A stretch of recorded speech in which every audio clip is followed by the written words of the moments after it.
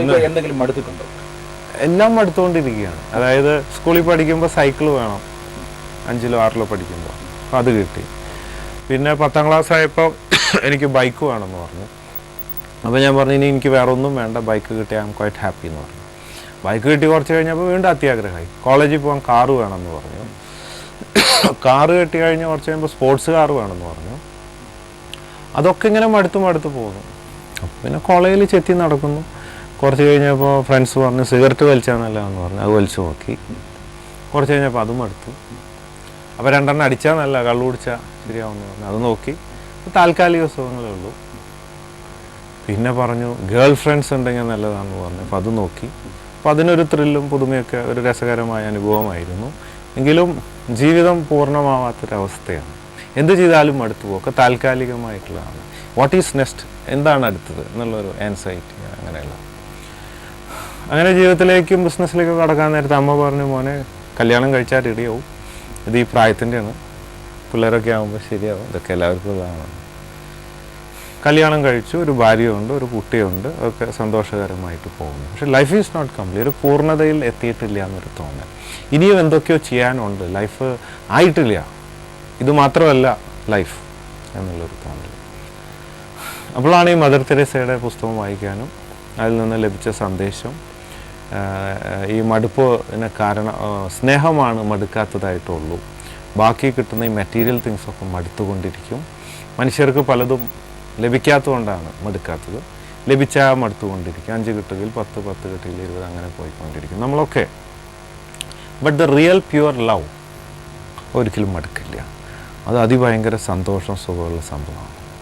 അപ്പോൾ അതെങ്ങനെയാണ് ലഭിക്കാമെന്ന് നോക്കിയപ്പോൾ മദർ തെരേസ ചാരിറ്റി അങ്ങനെ കുറേ. അപ്പോൾ ഞാൻ നോക്കിയപ്പോൾ എനിക്ക് അതൊന്നും അത്രയൊന്നും പറ്റില്ല. എന്നാലും ചെറിയ രീതിയിൽ കുറച്ച് പാവങ്ങളൊക്കെ എടുത്ത്, അനാഥരെയൊക്കെ എടുത്ത് ഞങ്ങൾ ചെമ്മണ്ണൂർ ലൈഫ് മിഷൻ ഹോമുകളിൽ പോറ്റി മരുന്ന് ഭക്ഷണമൊക്കെ കൊടുത്ത് അവരെ കൂടെ സമയം ചെലവഴിച്ച് അങ്ങനെ കുറച്ച് മുമ്പോട്ട് പോയപ്പോൾ എനിക്ക് ഒരു ചെറിയൊരു ഷോക്ക്, എന്തോ ഒരു വികാരം, ഒരു പ്രത്യേക സ്നേഹം ഈ സർവീസ് ചെയ്യുന്നതിൽ കൂടി എന്തോ ഒരു സുഖം കിട്ടുന്ന പോലെ.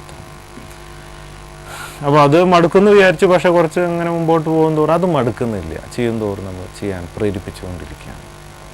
അപ്പോൾ ഞാൻ തീരുമാനിച്ചു ഇതാണ് മടുക്കാത്തത്, ത്രൂ ചാരിറ്റി ആൻഡ് സർവീസ് ഒരിക്കലും മടുക്കാത്ത സ്നേഹം പാവങ്ങളെ സഹായിക്കുമ്പോൾ ലഭിക്കുന്നു എന്നുള്ളതാണ്. അപ്പോൾ ഞാൻ തീരുമാനിച്ചു ലൈഫിൻ്റെ മെയിൻ ഒരു ഭാഗം ചാരിറ്റി സർവീസായിട്ട് മുമ്പോട്ട് പോകും. അപ്പം ബിസിനസ്, സ്പോർട്സ് എല്ലാം എന്നുള്ളത്. അങ്ങനെയാണ് അതിലേക്ക് വരാനായിട്ടുള്ളൊരു പ്രത്യേക കാരണം. മദർ തെരേസയുടെ ഒരു പുസ്തകമാണ് താങ്കളെ വഴിതിരിച്ചു വിട്ടത് എന്നുള്ളത്. പക്ഷേ ഈ യൗവന കാലഘട്ടത്തിൽ താങ്കൾ എല്ലാ സുഖ സൗകര്യങ്ങളും അനുഭവിക്കേണ്ടതായ കാര്യങ്ങളെല്ലാം അനുഭവിച്ചു. ഇതിനൊക്കെ താങ്കൾക്ക് ഒരു സാമ്പത്തിക ചുറ്റുപാട് വ്യക്തമായിട്ട് ഉണ്ടായിരുന്നത് കൊണ്ടാണ് അത് അനുഭവിച്ചത്. ഇല്ലെങ്കിൽ താങ്കൾ ഒരുപക്ഷെ ഇല്ലായ്മയിൽ നിന്നായിരിക്കണം ഇത് കയറി വരേണ്ടത്. ഈ സാമ്പത്തികം കൊണ്ട് മാത്രമല്ല ജീവിത എല്ലാ സൗകര്യങ്ങളും സുഖങ്ങളും ലഭിക്കും. അത്യാവശ്യം സാമ്പത്തികം, പിന്നെ ഇതൊക്കെ ഓരോ വരച്ചിടാന്ന് പറഞ്ഞ പോലെയാണ് പല കാര്യങ്ങൾ. അതുകൊണ്ട് ദൈവം അനുഗ്രഹിച്ച് ആഗ്രഹിച്ചതൊക്കെ എന്താഗ്രഹിച്ചുവോ മനസ്സിൽ അതൊക്കെ സാധിച്ചു തന്നു ദൈവം എന്നാണ്. ഒന്നും സാധിക്കാത്തതായിട്ട് തരുന്നില്ല. അങ്ങനെ വന്ന് ലാസ്റ്റ് ചിലപ്പോൾ മടുത്തുകൊണ്ടായിരിക്കണം.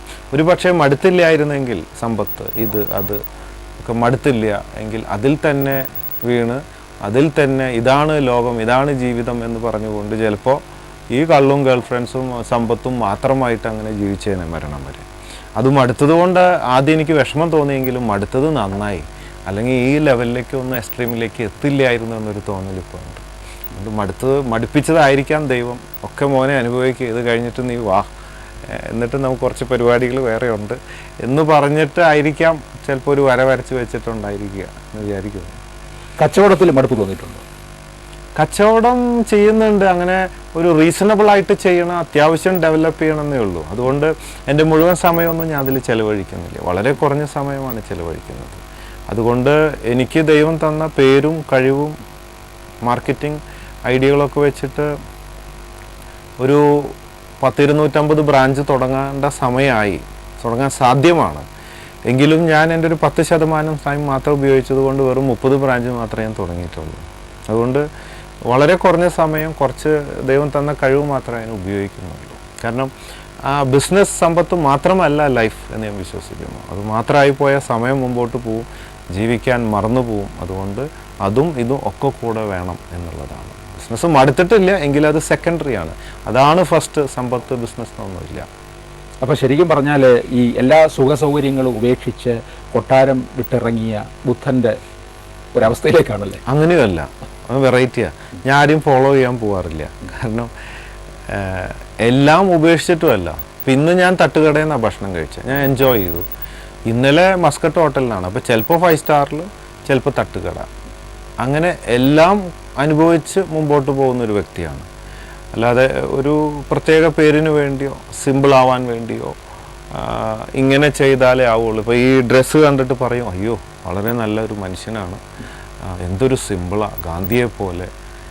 ഞാൻ പറയുന്നത് സിമ്പിളാവാൻ വേണ്ടിയിട്ട് ചെയ്തതല്ല, ജനങ്ങൾ പറഞ്ഞ് സിമ്പിളനായതാണ്. ഇതെൻ്റെ അപ്പാപ്പൻ്റെ ഡ്രസ്സാണ്, മുണ്ടും ചട്ടി, പുള്ളിയോടുള്ള സ്നേഹം കൊണ്ട് ഇട്ട് തുടങ്ങി. വൈറ്റാണ്, കോട്ടനാണ്, കംഫർട്ടബിളാണ്, ഒരു പോസിറ്റീവ് എനർജി ഉണ്ട് വൈറ്റിൽ. അങ്ങനെ അത് ഫിക്സായി. അപ്പോൾ ജനങ്ങൾ ഞാൻ സിമ്പിളാവാൻ വേണ്ടി ഇതിട്ടു എന്നാണ് വിചാരിക്കുന്നത്. അങ്ങനെ ചെയ്യുന്നില്ല. എന്നെ സംബന്ധിച്ച് ഒരു പ്രത്യേക ഡ്രസ്സ് ഇട്ടാലേ, അല്ലെങ്കിൽ ഇങ്ങനെ ചെയ്താലേ, ഇങ്ങനെ ഒരു ഇമേജ് ഉണ്ടെങ്കിലേ നല്ല കാര്യങ്ങൾ ചെയ്യാൻ പാടൂ എന്നില്ല. നമുക്ക് നമ്മുടേതായ സ്വാതന്ത്ര്യമുണ്ട്. അതേസമയം നല്ല കാര്യങ്ങൾ ചെയ്യുന്നതിൽ നമുക്കൊരു സുഖമുണ്ട്, സന്തോഷമുണ്ട്, പറ്റാവുന്ന ചെയ്യുന്നു, ആരെയും ദ്രോഹിക്കാതിരിക്കണമെന്ന് ആഗ്രഹം. അങ്ങനെയൊക്കെയാണ്. അല്ലാതെ പ്രത്യേക ഒരു വേഷത്തിൽ അല്ലെങ്കിൽ പ്രത്യേക ഒരു തരത്തിൽ അല്ലെങ്കിൽ ബുദ്ധനെ പോലെ ത്യജിച്ചിറങ്ങിക്കൊണ്ട് ഇനി വളരെ കഷ്ടപ്പാടിൽ മാത്രം എല്ലാ ജീവിത സൗകര്യങ്ങളും ഉപേക്ഷിച്ചുകൊണ്ട് ജീവിക്കുക, അങ്ങനെ ഞാൻ ആരെയും ഫോളോ ചെയ്യാറില്ല. ചില സമയത്ത് ലക്ഷറിയാണ്, ചില സമയത്ത് ഏറ്റവും താഴെ ലെവലിൽ പോയി പാവങ്ങളുടെ ആ ലെവലിലും ജീവിക്കും. രണ്ടും മാറി മാറി അങ്ങനെ പോകുന്നത്. അപ്പോൾ ഈ കോളേജിൽ പഠിക്കുമ്പോഴേ ഈ തരത്തിലുള്ള വേഷമായിരുന്നു? അല്ലല്ലോ, ഇതൊരു 3-4 വർഷമല്ലായിട്ടുള്ളൂ. അത് അടിച്ചുപൊളി വേഷമല്ലായിരുന്നു. Full freak out fashion. ഏത് ഫാഷനും കേരളത്തിൽ ഞാൻ ആദ്യം ഇറക്കിയിരുന്നത്. കമ്മലും കളർ മുടിയും അത് ഇതും ജീൻസ് ടൈറ്റ് ഇതൊക്കെ ആയിട്ട് അടിച്ചുപൊളിയായിരുന്നു. അങ്ങനെ ഓരോന്നും മടുത്ത് ഇപ്പോൾ ഇവിടെ എത്തി നിൽക്കുകയാണ്. താങ്കളുടെ അച്ഛനും വേഷത്തിൽ വളരെ ലാളിത്യം പുലർത്തിയിരുന്ന ആളാണല്ലേ? ഒരു വേഷം തന്നെ അദ്ദേഹത്തിന് എത്രയോ വർഷം ഉപയോഗിക്കും? വളരെ സിമ്പിളാണ്. ഷർട്ടും മുണ്ടും വളരെ 5-10 വർഷമൊക്കെ ഉപയോഗിക്കും. മുണ്ടും ഷർട്ടും. ലെതർ ചെരുപ്പാണ്. 5-6 വർഷമൊക്കെ മിനിമം ഉപയോഗിക്കും. ആള് വണ്ടികളുണ്ടെങ്കിലും നടന്നാൽ പോവുക പള്ളിയിൽ.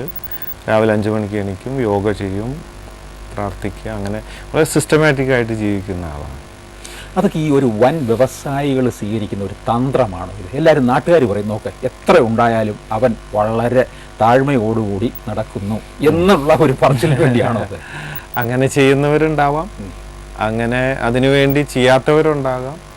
എന്നെ സംബന്ധിച്ച് ഞാൻ അങ്ങനെ ഒരു ഇമേജ് ഉണ്ടാക്കാറില്ല. ചില ഇൻ്റർവ്യൂവിൽ ചോദിക്കും കള്ള് കുടിക്കാറുണ്ടോ എന്ന് ചോദിക്കും.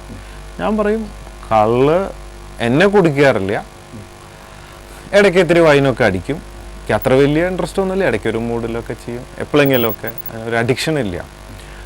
അപ്പോൾ ഈ ചാനലിൽ ഇങ്ങനെ ഓപ്പണായിട്ട് പറയാനുള്ള ധൈര്യം, അല്ലെങ്കിൽ ചിലപ്പോൾ ബാറിലിരുന്ന് വൈൻ കുടിക്കുമ്പോൾ ആൾക്കാർ ചോദിക്കും നിങ്ങൾക്ക് സ്വകാര്യമായിട്ട് കഴിച്ചോടെ, എന്താ നിങ്ങൾ ഈ വെള്ളം ഇട്ട് ഇത്രയും ചാരിറ്റിയും കേരളം മുഴുവൻ അറിയുന്ന ആളല്ലേ? ഞാൻ ചെയ്യുന്നത് എന്താ കക്കാനും പിടിച്ചു പറിക്കാനൊന്നല്ലല്ലോ പോണേ. ഇതെൻ്റെ സ്വാതന്ത്ര്യം. ഇനി വൈൻ കുടിച്ചില്ലെങ്കിലേ നല്ല കാര്യങ്ങൾ ചെയ്യാൻ പാടുള്ളൂ എന്ന് എവിടെയും എഴുതി വെച്ചിട്ടില്ല. It's my freedom. എന്നതുകൊണ്ട് കള്ളു കുടിക്കുന്നത് നല്ലതാണെന്ന് ഒരിക്കലും ഞാൻ ആരെയും ഉപദേശിക്കില്ല. എൻ്റെ സ്വാതന്ത്ര്യമാണ് അങ്ങനെ ഒരു ശീലം എപ്പോഴെങ്കിലും. അപ്പോൾ അതുകൊണ്ട് ഒരു ഇമേജ് നേരത്തെ പറഞ്ഞ പോലെ ബിസിനസ്സുകാരെന്നുള്ള നിലയ്ക്ക് എനിക്ക് അങ്ങനെ ഒരു ഇമേജിൻ്റെ ആവശ്യമില്ല. മന്ത്രിയാവാനും ഉദ്ദേശമില്ല, ഒരു ആൾദൈവം ആവാനും ഉദ്ദേശമില്ല, പിന്നെന്താ സിനിമയിൽ അഭിനയിക്കാനോ ഒരു ഇമേജ് ഉണ്ടാക്കാൻ ഉദ്ദേശിക്കുന്നില്ല. ഇപ്പോൾ ഞാൻ സന്തോഷവാനാണ്. സർവീസ് ചെയ്യുക, ജനങ്ങളെ സഹായിക്കുമ്പോൾ തന്നെ നമുക്ക് ആ സന്തോഷം കിട്ടുന്നു. അത് മടുക്കുന്നില്ല. പിന്നെ ഒരു ദിവസം മരിക്കണ്ടേ, തലമുറകളായിട്ട് ഇങ്ങനെ പോയിക്കൊണ്ടിരിക്കുകയില്ലേ. അപ്പോൾ അതുവരെ സന്തോഷത്തിൽ ഇങ്ങനെ ജീവിക്കുക. ഒരു പ്രത്യേക ഇമേജ്, അങ്ങനെ ഒരു പേടി അങ്ങനെയൊന്നുമില്ല.